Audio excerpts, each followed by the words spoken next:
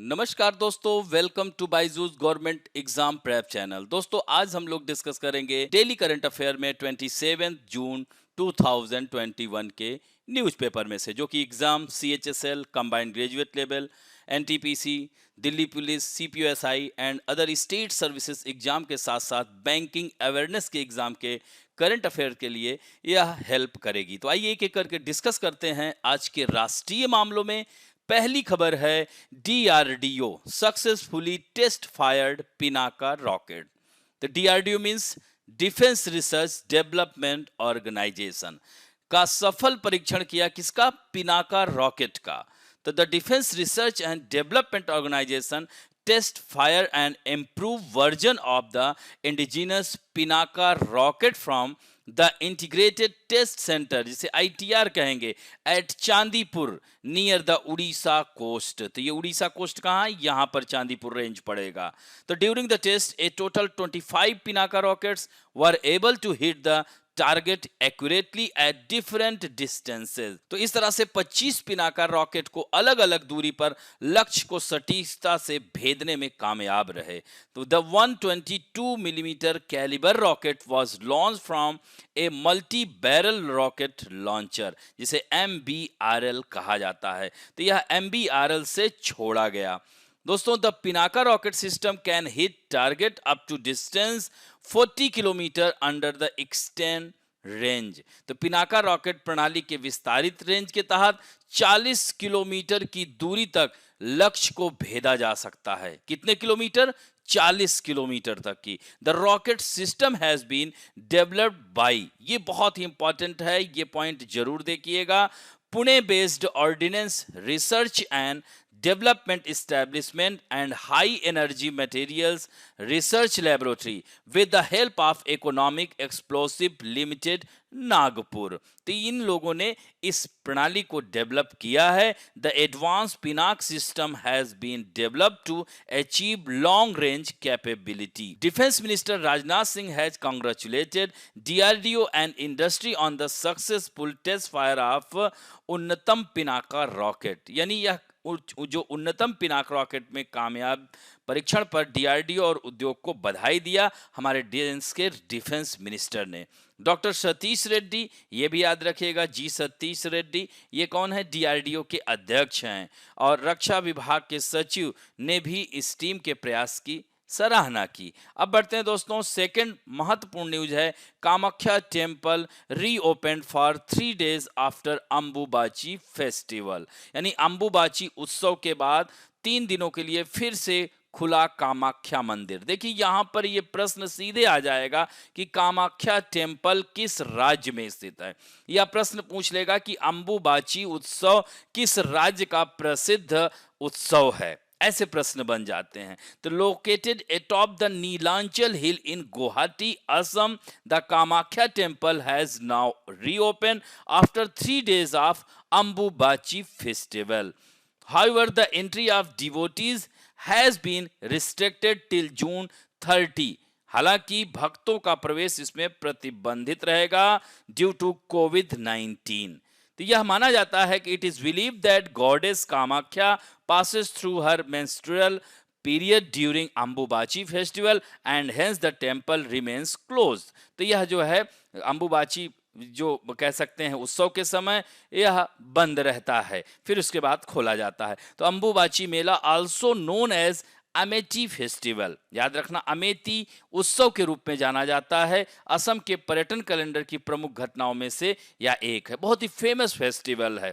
The management of the popular Kamakhya temple of Assam has taken a big decision in view of the threat of corona virus. दोस्तों इसके बारे में थोड़ा सा जान लीजिए कि Kamakhya temple is considered to be one of the 51 Shaktipeeth of the country. यानी कामाख्या मंदिर देश के 51 शक्तिपीठों में से एक माना जाता है। अकॉर्डिंग टू माइथोलॉजी, सती टुक अग्नि समाधि after getting angry with her father. ये कहानी तो आप लोगों ने सुनी होगी कि सती जो है अपने पिता से नाराज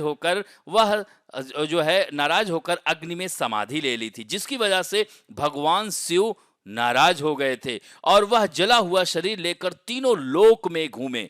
on this deities requested Lord Vishnu to cut the dead body of Sati ji with Sudarshan chakra. फिर इस पर देवताओं ने भगवान विष्णु को सुदर्शन चक्र से सती के शव को काटने का आग्रह किया। उसके बाद हर खंड जहां पर यह पीक्ड है वहां पर उनका एक एक अंग गिरना स्टार्ट हो गया और उन अंगों की पूजा की जाती है। तो कामाख्या टेम्पल बहुत ही फेमस है, यह ध्यान रखेंगे। अब बढ़ते हैं इंटरनेशनल अफेयर्स, अंतर्राष्ट्रीय मामलों में। फेमाइन इन साउदर्न मेडागास्कर, दक्षिणी मेडागास्कर में अकाल पड़ गया है, लोग भूखों मर रहे हैं, वहां पर टिड्डी खाने को विवश हैं। यहां पर 4 लाख से ज्यादा लोग भूखमरी के कगार पर हैं। अगर ध्यान नहीं दिया गया तो आने वाले दिनों में 5 लाख से अधिक संख्या हो जाएगी। तो this information has been given by the UN food organisation, यानी विश्व खाद्य कार्यक्रम या ऑर्गेनाइजेशन ने यह जानकारी दी है। लोला Castro, regional director of WFP in south Africa, इन्होंने ही इस पर अध्ययन किया और बताया। तो उन्होंने कहा कि इंडियन ओशियन में स्थित 2.6 करोड़ की जनसंख्या वाले इस टापू का दौरा किया और उन्होंने देखा here she had to face a very depressing situation, यहां उन्हें बेहद हताश करने वाली स्थिति का सामना करना पड़ा। यहां पर रहने वाले लोग रेड कैक्टस, जंगली पत्ती और टिड्डियां खा करके गुजारा कर रहे हैं। She said that for the last 28 years she has been working for 4 subcontinents but has not seen as a worse situation. सोचिए इतने 28 वर्षों से वो इस पर काम कर रही हैं, इतनी खराब स्थिति उन्होंने कभी नहीं देखी थी। Earlier she had faced, यहाँ पे शी कर लीजिएगा, she had faced such a situation in the year 1998 in बहर अल गजल, साउथ सूडान, ये भी अफ्रीकन कंट्री है, तो यह सूडान से निकला हुआ है, इसकी कैपिटल जुबा है। तो इन view of situation the UN and the government of Madagascar have appealed for a fund about $155 million. With this arrangement can be made for food and drink for the people, यानी $15.5 करोड़ के fund की appeal की है जिससे कि उन लोगों को खाने पीने की व्यवस्था की जा सके। तो इस तरह से यह भूखमरी के कगार पर, और वहां इसके पीछे कारण क्या है? तो चेंजेस इन एनवायरनमेंट, यह पर्यावरण में बदलाव को माना जा रहा है वहां पर ये जो अकाल की स्थिति। और एक बहुत ही मतलब एक तरह से रुचिकर बात देखिए कि जो दक्षिणी मेडागास्कर है, पर्यावरण में किसी भी प्रकार के बदलाव में उसका कोई योगदान नहीं है, नेचर के नजदीक है। कास्ट्रो कहती हैं that this is the only place in the world which does not contribute in any way to the change in the environment, मतलब कोई उसका मतलब योगदान ही नहीं है पर्यावरण के परिवर्तन में। But the worst effect of change in the environment falls on this area. लेकिन बेचारा कहते नहीं गेहूं के साथ घुन भी पिस जाता है, तो वही स्थिति है कि यहां पर इस जलवायु परिवर्तन का, पर्यावरण जो चेंजेस हो रहे हैं, जो लोग पर्यावरण को अवक्रमित भी नहीं कर रहे हैं उन्हें भी झेलना पड़ेगा। तो इस तरह से देख रहे हैं ना कि साइड इफेक्ट दिखने शुरू हो गए हैं। अब यहां पर देख सकते हैं मेडागास्कर, इसकी कैपिटल है अंतानारावियो, ये भी कैपिटल याद रखना। इट इज सेकंड, दूसरा सबसे बड़ा द्वीप है, सेकंड लार्जेस्ट आइलैंड। मेडागास्कर दुनिया का दूसरा सबसे बड़ा द्वीप देश है। 5,92,800 स्क्वायर किलोमीटर में फैला हुआ है। ट्रॉपिक ऑफ कैप्रिकॉन देख रहे हैं, इससे गुजर रही है। तो यह दक्षिणी मेडागास्कर में यह अकाल पड़ा हुआ है, ध्यान रखेंगे। और ये मोजाम्बिक चैनल है, मोजाम्बिक जल संधि भी इसे कहते हैं। It is separate to Mozambique country and Madagascar. ऊपर आप देख रहे हैं ना, ये कोमोरोस आइलैंड है, ये भी देश है, इसकी राजधानी मारोनी है। यहीं के आगे थोड़ा सा जाएंगे तो मॉरिशस पड़ेगा जिसकी राजधानी पोर्ट लुइस है। अब बढ़ते हैं दोस्तों, a new mysterious human species discovered in Israel. Israel में खोजी गई एक नई रहस्यमय मानव प्रजाति। An international group of archaeologist in Israel has discovered a new human species, नई मानव प्रजाति की खोज की है। This discovery is being described as a missing part of the story of the evolution of human, यानी जो मानव के विकास की कहानी का एक लापता हिस्सा बताया जा रहा है। In fact scientists have found a human skull during excavation in Israel's नेशार रामला। यह जो है स्थान है नेशेर रामला में खुदाई के दौरान वैज्ञानिकों के हाथ एक इंसानी खोपड़ी लगी है। This skull is believed to be the last surviving human from a separate homo population। यानी यह खोपड़ी एक अलग होमो आबादी के अंतिम बचे मानव की बताई जा रही है। These humans used to live in Israel from 4,20,000 to 1,20,000 year ago, यानी 4,20,000 से 1,20,000 साल पहले का है ये। तो analysis of other fragments including the back of the skull and almost in entire jaw suggest that the men whose remains were not entirely homo sapiens। तो ये कहा जा रहा है कि पूरी तरह से ये होमो सैम्पियंस नहीं था, कुछ टुकड़े और एक पूरे जबड़े के विश्लेषण से जो है पता चला। तो not only this, these remains do not even belong to Neanderthal human, an extinct member of the homo lineage. तो इस तरह से विलुप्त सदस्य नियंडरथाल मानव के भी यह नहीं है। तो ऐसा माना जाता है कि उस समय इस क्षेत्र में केवल इसी तरह के मानव रहते थे। तो instead this individual appears to belong to a distinct community of homo that has never been identified by science before. तो यह जो है महत्वपूर्ण है, ध्यान रखेंगे। यह पूछ लेगा कि अभी हाल ही में कहां पर किस देश ने खोजा है।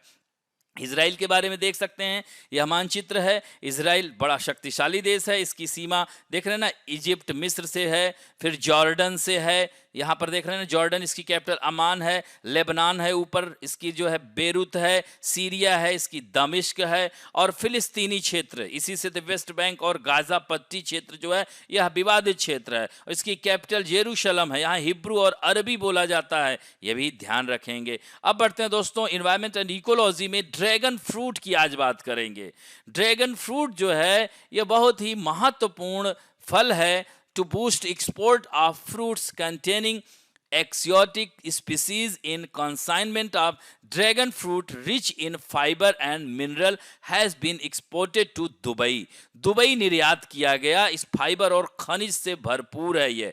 Dragon fruit is also known as Kamalam, इसे कमलम कहा जाता है, याद रखिए। देखिए कमल की तरह पंखुड़ियां इसके निकली रहती हैं और बहुत ही महत्वपूर्ण यह फल है। The dragon fruit for export was procured from farmers of Tadsar village in Sangli district of Maharashtra. तो महाराष्ट्र का जो है सांगली जिले के तड़ासर गांव के किसानों से मंगाया गया था एक्सपोर्ट के लिए, और इसे एपिडा से जो है मान्यता प्राप्त भी है। तो ड्रैगन फ्रूट का वैज्ञानिक नाम, ये बहुत इंपॉर्टेंट है, इसे याद रखिएगा, इसका नाम है हाइलोसेरेसुंडाटस। क्या है? Hylocereus undatus is the scientific name of dragon fruit और कमलम।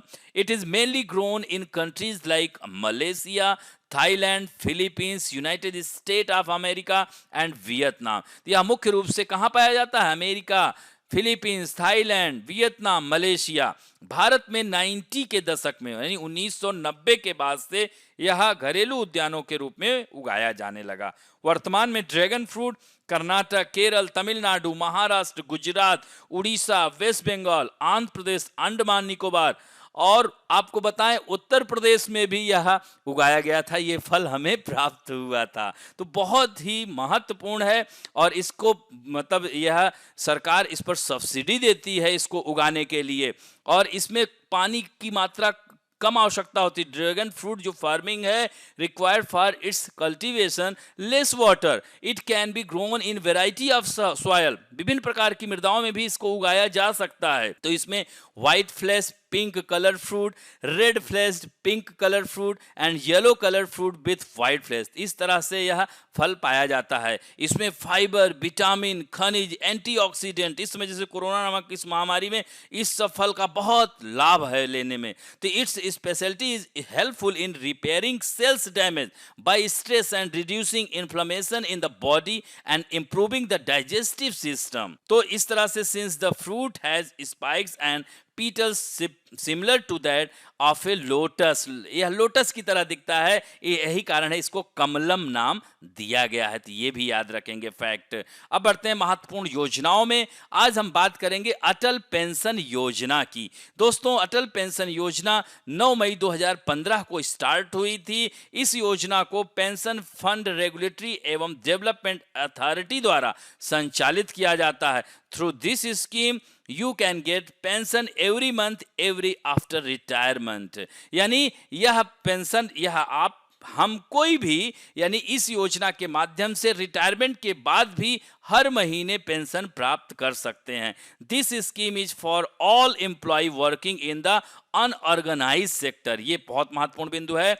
यह असंगठित क्षेत्र में काम करने वाले कर्मचारियों के लिए। To take advantage of this scheme one has to invest for 20 year. 20 सालों के लिए इन्वेस्ट किया जाता है और इसमें एज क्या होनी चाहिए? 18 टू 40 ईयर। 18 से 40 वर्ष की आयु तक के लोग कर सकते हैं। फिर 60 वर्ष की उम्र के बाद पेंशन की राशि दी जाती है। इसमें 1000, 2000, 3000 एंड 5000 प्राप्त कर सकते हैं। वो अलग अलग डिपेंड करता है। यदि आपकी उम्र 20 वर्ष है तो आप 2000 की पेंशन प्राप्त करना चाहते हैं तो आपको 100 रुपए का प्रीमियम देना होगा। यदि आप 5000 प्राप्त करना चाहते हैं तो आपको प्रतिमाह 248 का प्रीमियम देना पड़ेगा। तो इस तरह से यह इसमें हमने सारा इसके बारे में बताया है। योजना कब स्टार्ट हुई, यह किसके लिए है, बस यही ध्यान रखें। इससे लाभ किसको मिलेगा यही बताना है। अब बढ़ते हैं various national and international personality news में। आज हम बात करेंगे Sajid Javid, appointed new UK health minister. दोस्तों, यह पाकिस्तानी मूल के हैं। तो Britain cabinet minister Matt Hancock resigned as health minister on Saturday. तो ब्रिटेन के जो कैबिनेट मंत्री थे मैट हैनकॉक ने, वह शनिवार को स्वास्थ्य मंत्री के पद से इस्तीफा दे दिया। उनके ऊपर जो है एलिगेशन लगाया गया है। तो in such a situation Sajid Javed has been entrusted with the responsibility of the Ministry of Health and thus he has become the new health minister of Britain। वह ब्रिटेन के वित्त मंत्री और गृह मंत्री भी रह चुके हैं। यह पॉइंट भी ध्यान रखिएगा। और यह ब्रिटिश पाकिस्तानी राजनेता हैं।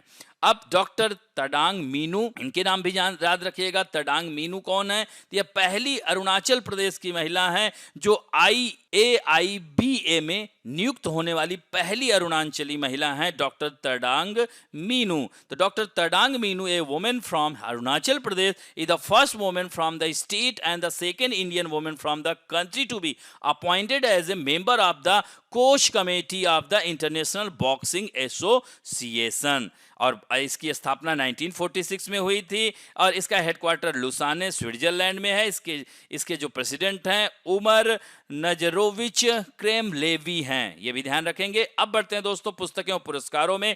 कोचीन एयरपोर्ट कहाँ है? ये कोचीन केरल में है। मसाला बंदरगाह भी कहा जाता है, कोचीन बंदरगाह भी है। तो Cochin airport gets ASQ global award for quality of service. तो इस बार जो है इसको ASQ अवार्ड जीते हैं किसने? कोचीन एयरपोर्ट ने। कोचीन एयरपोर्ट हवाई अड्डा अपनी तरह का पहला है जिसे भारत में सार्वजनिक निजी भागीदारी मॉडल के तहत डेवलप किया गया है और यह केरल राज्य का सबसे व्यस्ततम और बड़ा हवाई अड्डा है। अब बढ़ते हैं दोस्तों banking and finance related news में। Microsoft launch Windows 11। दोस्तों, जैसे हम लोग विंडोज 10 पे भी काम कर रहे हैं, अब विंडोज 11 को अपग्रेड कर दिया है। तो the world most popular computer operating system company Microsoft has launched the next generation of Windows 11। तो इस तरह से Microsoft announced on 24 June that the next generation of Windows would give user a new interface, the Window Store, while also improving performance।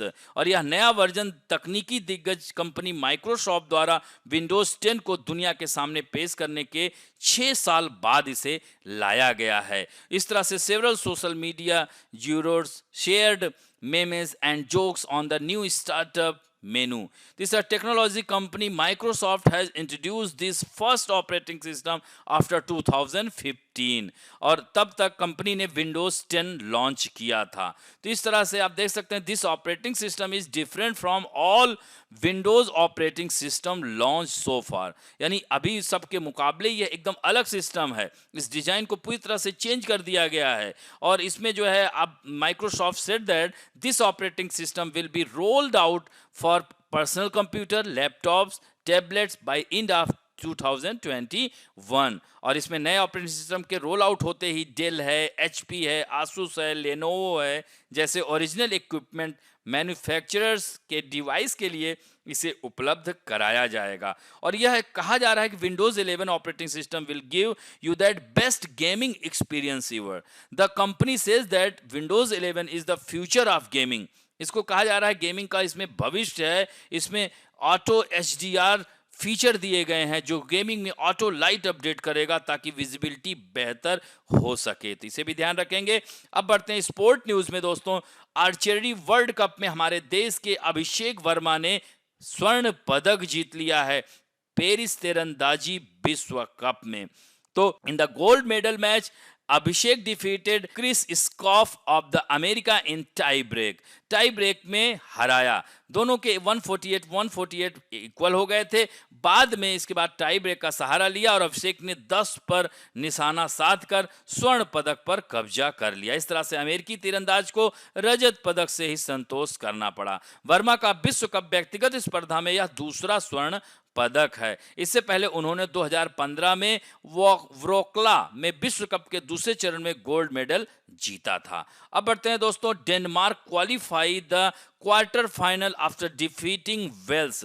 Denmark ने Wales को हराकर quarter final में पहुंच गया है। जैसा कि आपको पता है यूरो कप चल रहा है। डेनमार्क ने यूरो कप के दूसरे दौर में वेल्स को 4-0 से हराकर क्वार्टर फाइनल में प्रवेश कर लिया है। डेनमार्क के खिलाड़ी हैं डोलबर्ग ने 2 गोल किए। अब डेनमार्क का सामना अंतिम 8 में नीदरलैंड या चेक गणराज्य से हो सकता है। डेनमार्क इससे पहले 2004 में क्वार्टर फाइनल में पहुंचा था।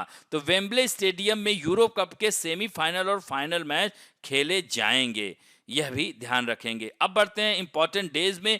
आज वर्ल्ड एमएसएमई डे है, यानी micro small and medium enterprises day है आज। वो भी क्या है, world.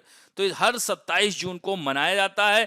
This day is celebrated with an aim to appreciate the contribution of MSMEs in achieving the country's economy and development goal. According to the United Nations, about 90% of the business in the world comes from MSMEs, यानी MSME से 90% business आते हैं। साथ ही दुनिया का 60 से 70% हिस्सा MSME प्रदान करता है। इसके अलावा दुनिया भर के सकल घरेलू उत्पाद यानी वर्ल्ड ग्रॉस डोमेस्टिक प्रोडक्ट में भी 50% का कंट्रीब्यूशन रहता है। इन 2017 UN had announced to celebrate World MSME Day on 27 जून, तो तभी से यह मनाया जाने लगा। तो इस तरह से दुनिया भर के साथ साथ भारत में भी MSME ने बेहद अहम भूमिका निभाई है। तो इस बार का जो यहाँ पर भारत में 6 करोड़ से ज्यादा MSME में लोग सक्रिय हैं और इसका इस बार का थीम जो है MSME 2021 K2 inclusive and sustainable recovery, यह थीम है। अब बढ़ते हैं दोस्तों, latest talk about some important fact में। आज हम बात करेंगे राष्ट्रमंडल खेलों की, यानी अबाउट कॉमनवेल्थ गेम्स की। राष्ट्रमंडल खेल की प्रतियोगिता यह जो है कॉमनवेल्थ गेम। तो राष्ट्रमंडल देश क्या होते हैं? कॉमनवेल्थ कंट्रीज उन्हें कहते हैं जहां पर ब्रिटिश कॉलोनी यानी ब्रिटिश ने शासन किया, जैसे अपने भारत पर ब्रिटिश रूल था। तो इस तरह से हम लोग कॉमनवेल्थ कंट्री के अंतर। तो the event was first held in 1930, 1930 में यह हुआ था। तब से हर 4 साल पर होता है। तो the commonwealth games were known as the British empire game from 1930 to 1950। तो 1930 से 50 तक इसको ब्रिटिश एम्पायर गेम के नाम से जाना जाता था। The British empire and commonwealth game from 1954 to 1966, 1954 से 1966 तक इसको क्या कहा जाता था? The British empire and commonwealth game. और द ब्रिटिश कॉमनवेल्थ गेम 1970 से 74 तक इसे कहा जाता था और वर्ष 1978 से इन्हें सिर्फ कॉमनवेल्थ गेम राष्ट्रमंडल यानी 4 बार इसका नाम में परिवर्तन हुआ। और ये देख रहे हैं ना, राष्ट्रमंडल खेलों का आयोजन सबसे पहला 1930 में हुआ था हैमिल्टन में, कनाडा के। देख रहे हैं ना, कनाडा में कई बार हुआ है राष्ट्रमंडल खेल, 1 2 3। ऐसा हमारे भारत में 2010 में हुआ था, वो भी क्या था, 19वां था, ये ध्यान रखेंगे। तो यह इस तरह से एशली कूपर वे प्रथम व्यक्ति थे जिन्होंने इस खेल के आयोजन के लिए विचार को प्रस्तुत किया। और 1928 में कनाडा के एक प्रमुख एथलीट बॉबी रॉबिन्सन को प्रथम राष्ट्रमंडल खेलों के आयोजन का कार्य सौंपा गया और 1930 में हैमिल्टन शहर में ओंटारियो कनाडा में आयोजित किए गए, जिसमें 11 देशों ने पार्टिसिपेट किया। सेकेंड वर्ल्ड वॉर की वजह से 1942 और 46 में यह आयोजन नहीं हो सका। फिर 1994 यानी 1930 से लेकर 1994 तक विक्टोरिया में हुए खेल तक जारी रहा। इसमें पहले सिर्फ एकल मुकाबले होते थे। फिर 1998 मलेशिया की राजधानी कुआलालंपुर में राष्ट्रमंडल खेलों में टीम इवेंट को शामिल किया गया, जिसमें पहली बार 50 ओवरों का क्रिकेट, हॉकी, नेटबॉल, रग्बी को भी शामिल किया गया। और भारत में 19वां राष्ट्रमंडल खेल का आयोजन 2010 में हुआ था दिल्ली में। It was the most successful Commonwealth game for India with Indian athlete winning 38 gold, 27 silver and 36 bronze. सबसे ज्यादा अभी तक स्वर्ण पदक 2010 के राष्ट्रमंडल खेलों में भारत ने जीता है। 2018 राष्ट्रमंडल खेलों में भारत ने 26 स्वर्ण पदक जीता था, 20 रजत और 20 कांस्य। इसी तरह से अभी तक टोटल अगर राष्ट्रमंडल खेलों में भारत के प्रदर्शन की बात की जाए तो 181 gold, 175 silver and 504 bronze medal जीता है। और अगला 2022 में 22वां राष्ट्रमंडल खेल का आयोजन बर्मिंघम में होगा। ये भी फैक्ट है, इसे ध्यान रखेंगे। अब बढ़ते हैं आप लोगों के सेक्शन में, जो कि बहुत ही अच्छा उत्तर दे रहे हैं। आज उत्तर देने वालों में हैं रुपिंदर कौर, ज्योति गर्ग, श्रवण खालिंग, सुभाष रानी, विनोद जायसवाल, ताई मीना, अजय सिंह, एकता, निधि राठौर, एस कुंदन, चंदन कुमार, संजय नेगी, सूरज उपाध्याय, उज्जवल चौबे, रेणु बाला, नीरज यादव, नाइम अंसारी, त्रिवेणी बघेल, रिया सिंह, मिली, अंकिता राठौर, आरटी शर्मा, आयशा रहमान, मोनी गुप्ता, अदिति, मोहम्मद हसन, मधु आशुतोष, रिया सिंह। इतने लोगों ने कमेंट और उत्तर दोनों दिए हैं। कुछ लोगों के प्रश्न हैं, थोड़ा सा देख लेते हैं आइए प्रश्नों में। जैसे कि इसमें सबसे पहला प्रश्न है, यहाँ पर किया है कि ज्योति गर्ग ने मालोर्का कौन सा गेम है। मालोर्का ये कप का नाम है, यह टेनिस का गेम है, याद रखिएगा। और यह ग्रास कोर्ट पे खेला जाता है। जैसे हमने 4 बड़े ग्रैंड स्लैम बताए हैं ना, ऑस्ट्रेलियाई open, US open, French open, Wimbledon. तो जैसे ऑस्ट्रेलियाई और अमेरिकी ओपन जो है वो हार्ड कोर्ट के मैदान पे खेले जाते हैं। क्ले कोर्ट पर फ्रेंच ओपन खेला जाता है, जिसे लाल बजरी का बादशाह राफेल नडाल सबसे ज़्यादा वहाँ से जीता है, हालांकि इस बार हार गया। तो इसी तरह से जो है विंबलडन ग्रास कोर्ट पे खेला जाता है। और जो है श्रीलंका की राजधानी कोलंबो, पुरानी अगर और पुराने में जाते हैं तो अनुराधापुर भी रही है। और अब जो है इसका नाम है जयवर्धनेपुरा कोटे। ठीक है।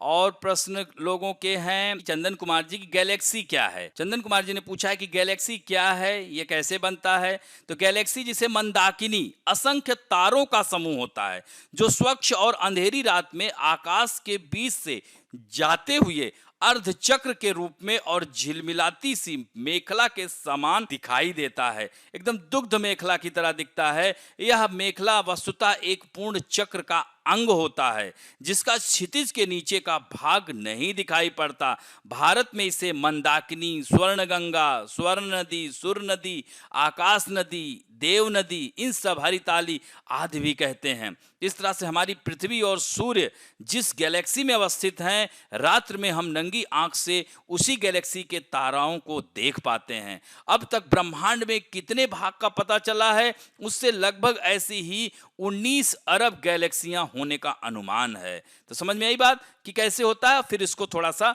आप जो एस्ट्रो कह सकते हैं खगोल की पुस्तक है उसमें और अच्छे से आपको पता चल जाएगा। इसके कई प्रकार भी होते हैं। अधिकांश गैलेक्सियों का केंद्र तारों से भरा हुआ गोलाकार भाग होता है जिसे हम नाभिक कहते हैं, और यह नाभिक अपने चारों ओर एक तलीय गोलाकार डिस्क से जुड़ा होता है। इसे खगोल विज्ञान में बहुत ही अच्छी तरीके से इसको दिया होगा। तो अब आते हैं आप लोगों के प्रश्नों में। पहला प्रश्न है, what is the range of target that can be hit under the extended range of Pinaka rocket system?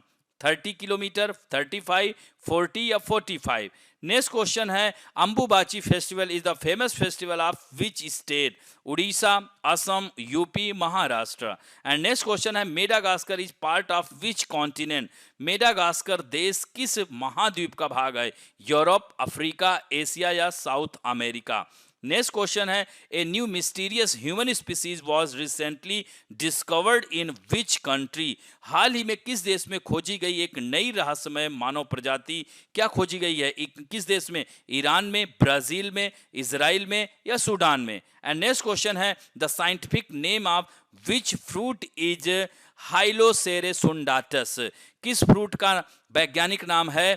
याद रखना, ड्रैगन फ्रूट, नाशपाती, अमरूद या अनानास, इन्हीं में से आपको बताना है। नेक्स्ट क्वेश्चन है, अंदर Atal pension Yojana from how many years to what age can one invest in it? यानी कितने वर्ष से कितने वर्ष तक हम लोग इसमें अटल पेंशन योजना के तहत निवेश कर सकते हैं? 18 से 30, 18 से 40, 18 से 50, 18 टू 60 ईयर। नेक्स्ट क्वेश्चन है, in which state is the Cochin international airport located? Tamilnadu, Kerala, Telangana, Karnataka? And next question है, recently Abhishek Verma of Indian won the gold medal for which sport event? हाल ही में भारत के अभिषेक वर्मा ने किस विश्व खेल स्पर्धा में स्वर्ण पदक जीता है? Archery, shooting, boxing, chess? Next question है, when is world MSME day celebrated? World MS day कब मनाया जाता है? 20 एमएसएमई डे कब मनाया जाता है? 27 जून, 26 जून, 25 जून या 24 जून? एंड लास्ट प्रश्न है, in which year did the Commonwealth game start? राष्ट्रमंडल खेलों का आयोजन किस वर्ष में शुरू हुआ था? 1930, 34, 50 या 60? तो इस तरह से इन 10 प्रश्न के उत्तर दीजिएगा। आशा करता हूं कि आज का भी वीडियो आप लोगों को अच्छा लगेगा, और दोस्तों अच्छा लगे तो प्लीज लाइक, शेयर, सब्सक्राइब और बेल आइकन दबाना ना भूलें। आप लोग देखने के साथ साथ लाइक भी कर दिया करें, सब्सक्राइब भी जरूर किया करें। थैंक यू दोस्तों।